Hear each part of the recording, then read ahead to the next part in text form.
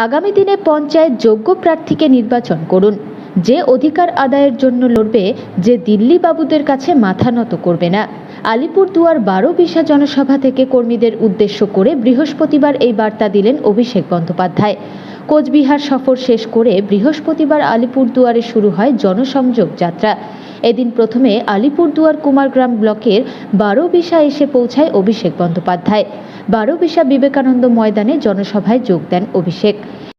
এবার আপনাদের বলতে এসেছি, নিজের প্রার্থী নিজে বেছে নিন। ভারতবর্ষে কোনো রাজনৈতিক দল করে দেখাতে পারেনি। যারা বলছে যে তৃণমূল মানুষের কাছে যাচ্ছে, এটা নাটক।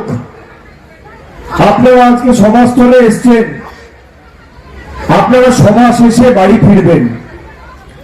আমি 24শে এপ্রিল কলকাতা থেকে বেরিয়ে কুচবিহারের দিনহাটায় পৌঁছেছি। 60 দিন অর্থাৎ 2 মাস বাড়ি ফিরবো না। ঘর পরিবার সংসার বাচ্চা কাচ্চা মা বাবা সবাইকে ছেড়ে এসেছি আগামী দিন বাংলায় মানুষের পঞ্চায়েত প্রতিষ্ঠিত করব বলে। এই যে উদ্যোগ তৃণমূল কংগ্রেস নিয়েছে, যে মানুষ তাকে সার্টিফিকেট দেবে, সেই আগামী দিনে তৃণমূল কংগ্রেসের প্রার্থী হবে। কেরোসিনের দাম আকাশ ছোঁয়া। আজকে দৈনন্দিন জীবনের নিত্য প্রয়োজনীয় জিনিসের যে মূল্য বৃদ্ধি, আকাশ ছোঁয়া মূল্য বৃদ্ধি, এর দায় দায়িত্ব কার? কেন্দ্র সরকারের। তার কারণ আপনি নিজের অধিকার নিয়ে ভোট দেননি। আপনি 2021 সালে লক্ষ্মীর ভান্ডারকে সামনে রেখে আলিপুরদুয়ারের মানুষ ভোট দেয়নি, পৃথক রাজ্যকে সামনে রেখে ভোট দিয়েছিল। আর আমি যা বলি, আমি খোলাখুলি বলি।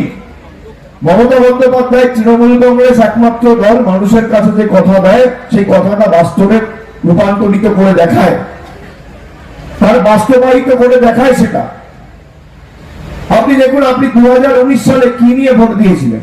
হিন্দু মুসলমান। মোদীজির 56 ইঞ্চি ছাতি।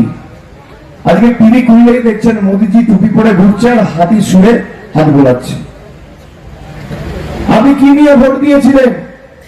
ধর্ম নিয়ে। আজকে ভারতবর্ষের বিভিন্ন জায়গায়